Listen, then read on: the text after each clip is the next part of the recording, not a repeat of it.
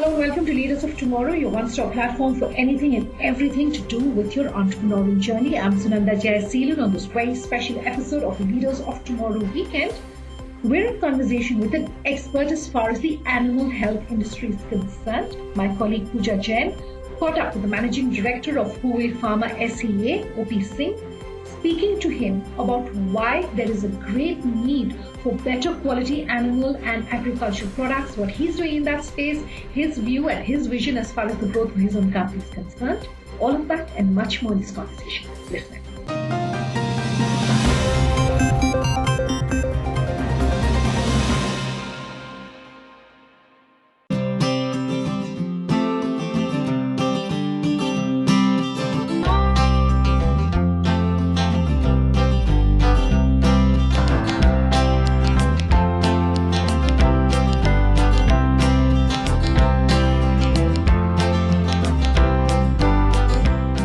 So to kick off the conversation, how would you characterize the impact of the pandemic on the agriculture business, not simply in India, but well beyond? Well, Pooja, it has been a difficult time altogether for the last 1.5 years, or more than 1.5 years. It's not only in India, it's globally being felt that it has hurt the business community to a great extent. Everybody is scared for their life, and why not the business community as well? But yes, as a business person, our primary responsibility is to see that every stakeholder gets the real deal from us. So that has been, but it has impacted to all the industry overall across the globe. So, sir, some of the challenges that are looming large in this sector include the scarcity of raw materials, the threat of the spread of disease, skyrocketing costs, for example. So if we were to experience a surge in demand, a spike in demand under the current circumstances, how well prepared is this industry to bear that? Pooja, our industry where we are living in is not shock proof, but it's a shock resistant. So that's the difference you can calibrate in understanding and making the viewers to know. Sure. That we are shock resistant industry. We know how to realize the adversity to our opportunity.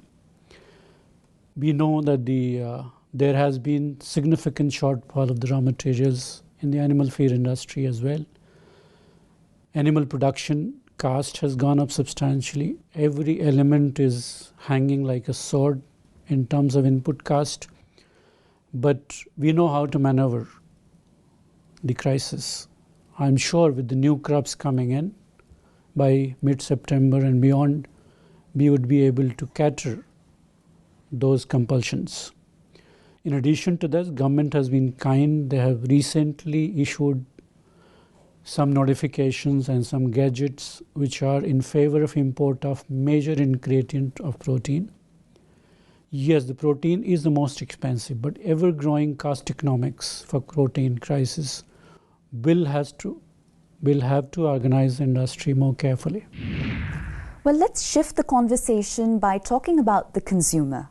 So the consumer is becoming increasingly health conscious. They have increased growing disposable income at their fingertips, increased purchasing power as well. So that said, how does all of this factor into your future outlook on this industry? I'm personally very glad the consumer is getting aware. I'm personally excited. The consumer is knowing more and demanding for better things. Sure. That's wonderful time for any industry to move on.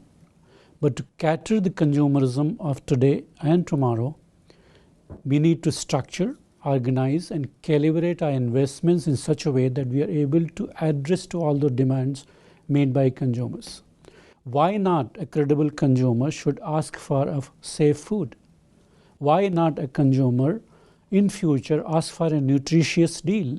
Right. Why not a consumer ask for affordable deal? Why not a consumer look for equivalent product from any part of the globe? Absolutely. From India as well. So in that context, it excites us that there is scope for improvement.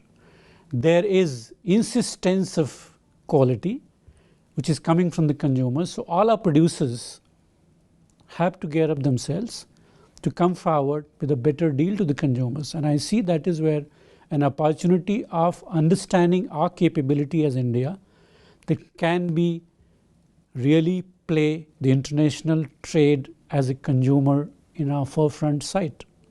Well, sir, among the many stark realities is the fact that malnutrition is one of the leading causes of death in India. And food safety is now emerging as somewhat of a new paradigm across the subcontinent. What more needs to be done in this regard? Are existing food processing mechanisms up to the mark, or do they need to be revisited?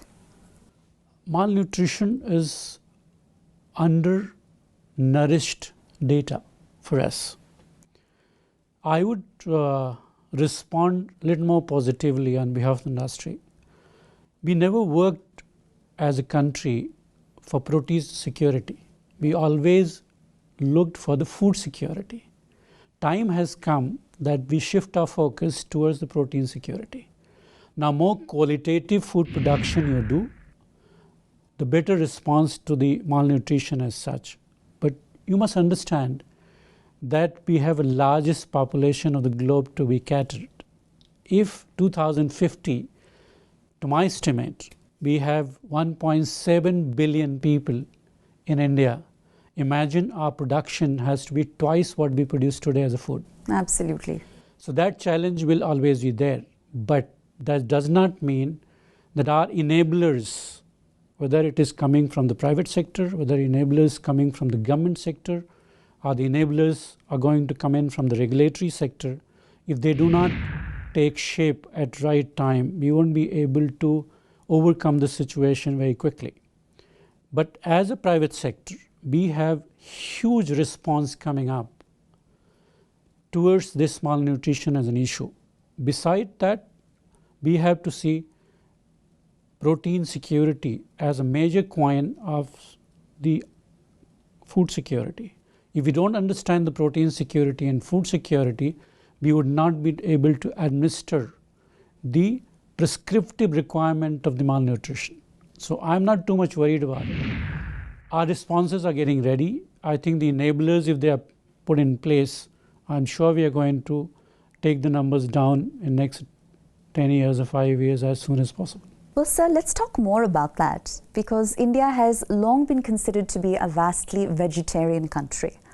But is that a misnomer of sorts? Is there now a growing awareness around the nutritional value of animal protein in one's daily intake? India is still a 70% non-vegetarian population, if you look the greater numbers. I have no data which confirms me the indulging population of non-vegetarianism. But yes, there's a characterized population of 30% vegetarian, but I consider 5 to 7% indulging population. They do become vegetarian, they do become non-vegetarian. Right. They are given the choice. So we have to feel happy. What we as an industry from the animal protein production side have to respond, give their choices, what they need. They need safe food. They need qualitative protein delivery. They need very good, I would say, very good options in front of them, which they can relish and enjoy based on their affordability. If all three factors are put together, I'm sure non-vegetarian or vegetarian is not a taboo anymore to be dealt with. If you see, India has progressed a lot. Today, we in India are formidable players of animal protein production. We are third largest egg producers in the world. Right. And we have fourth or fifth largest producer of the chicken meat in the world. And our cost of production is so well entrusted to affordability that anybody, if he knows or she knows the quality of protein versus the cost of protein, they should be able to eat the protein produced by Indians effectively. Vegetarianism is a culture which we carried forward, but non-vegetarian is its option, style, affordability, quality, and the future. Unfortunately, as an industry of animal protein production system, we have never educated our consumers about the quality of protein which they need, they seek, and they need to live for. So if we are able to educate our consumers correctly, probably we will be able to get more eaters for the non-vegetarian meat, for sure. But that's not. Even the vegetarian protein is a good quality, but we have not been able to communicate the attribute of the protein quality to the consumer. So I think here we need to indulge an industry to educate our consumers thoroughly so they opt for the best quality of protein and affordable quality of protein, which India is capable of delivering to the consumers. Let's limit to a short break. When we come back, we'll continue bringing you highlights of that interview with O.P. Singh.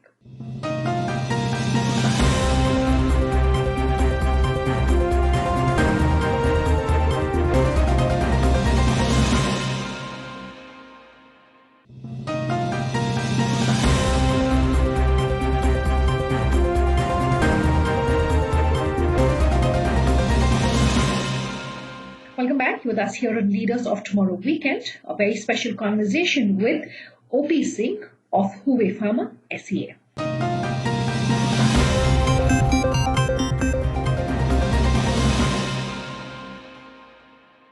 You know, the agriculture industry at large, all right, is considered to be among the most traditional of industries.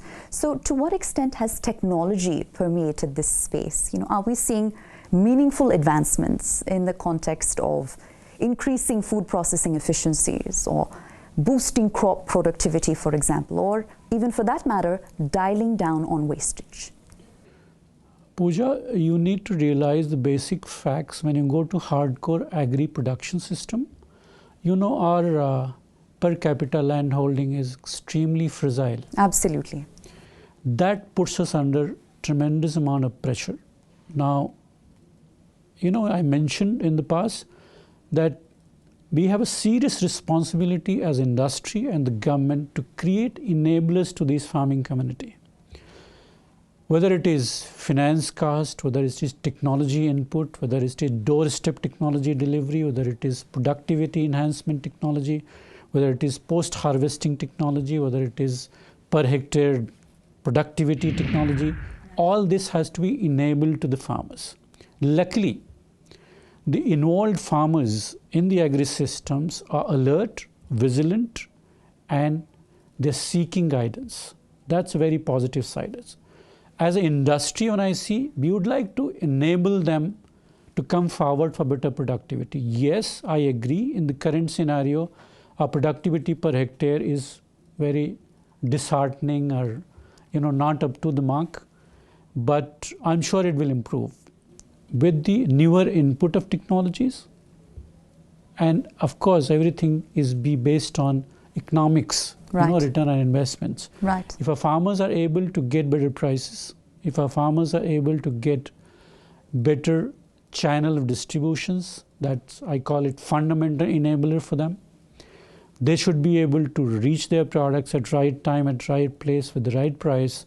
I'm sure the productivity enhancement is not an issue. Currently, yes, we are driven with demand and supply per se, but I'm sure in the next 3 or 4 years would be a turning point for the agri-industry.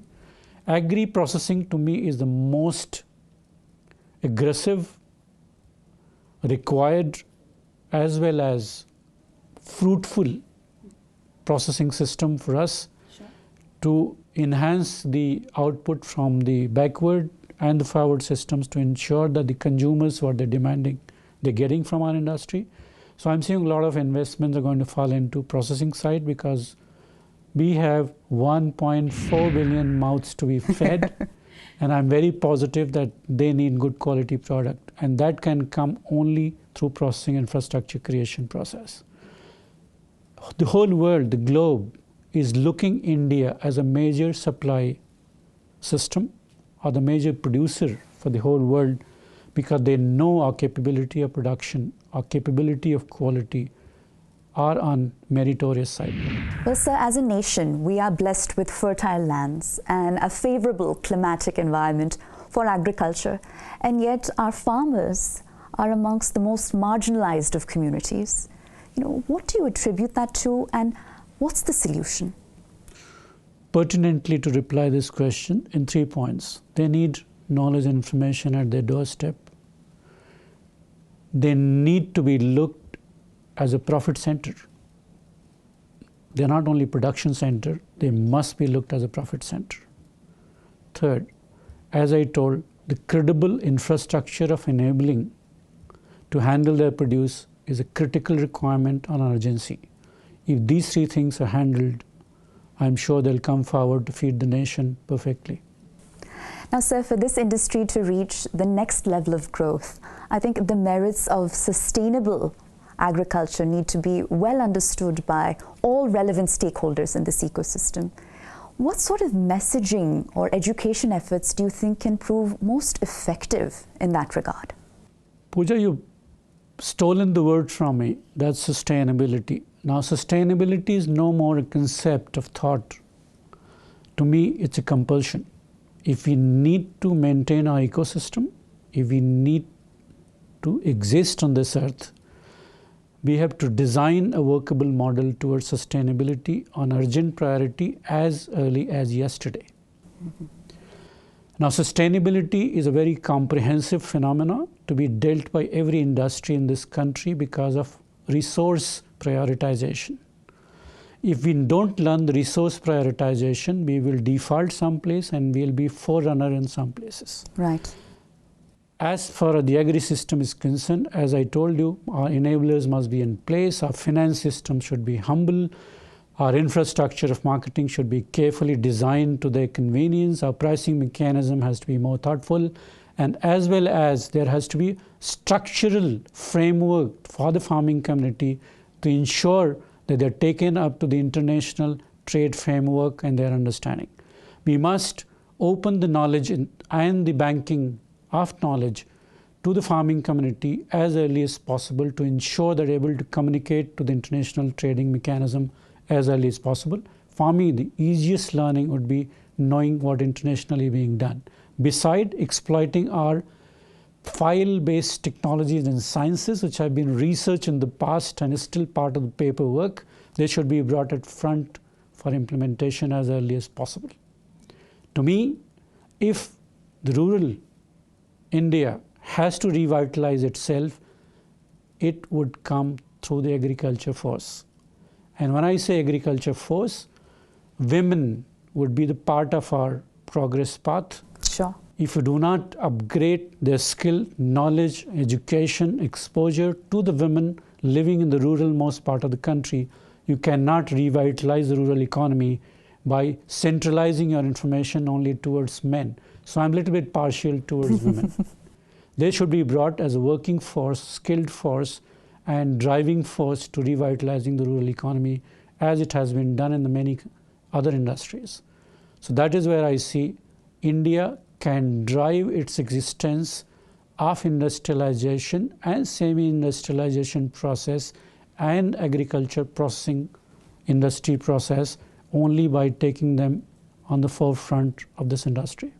So all of that optimism is, of course, very heartening to hear. And as an agri-entrepreneur yourself, what more would you like to see from the government in terms of policy or framework support? Primarily involving the stakeholders to a greater extent. Understand the hurdles which every industryman is going or every industry is going through. So that's a responsibility jointly between the government and stakeholders. So we must create very transparent interaction mechanism to ensure that what government is looking forward and what industry is seeking is synchronized as support, not as abrasion of existence. Point number one. Two, our cost of production has to be somehow researched and brought to a level of most competent infrastructure deliverables. Three, we have to create skills. Right. Four, we have to bring in technology at our earliest possibilities in these industries who are going to be your lifeline for the future. Sure. And so if we were to speak to, micro, small or medium enterprises in the agro-business or entrepreneurs in this business, what words of advice might you have for them as they're looking to navigate these choppy waters? Consumer is the first. what they will need in the future has to be prioritized today for any investor or any business person. See that and ensure that they get the best choices what they're seeking for. Backward integration in your system of production should be always an open door policy.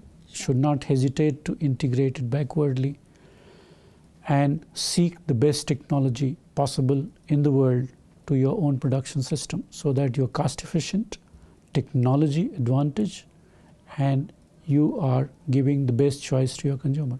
Well, sir, by way of closing comments, taking into consideration the current market sentiment and scenario, how bullish are you on the future of the agribusiness in this country? I've never been bullish, Pooja, in any of my business fronts, but I think India is poised for greater things to happen. One, we have a big market to cater, and I earlier mentioned that we have so many mouths to be fed. Right. If you can come out an affordable food delivery system with the qualitative attitude of safety, quality, and persistent quality to their doorstep, there will be good scope for anyone to survive.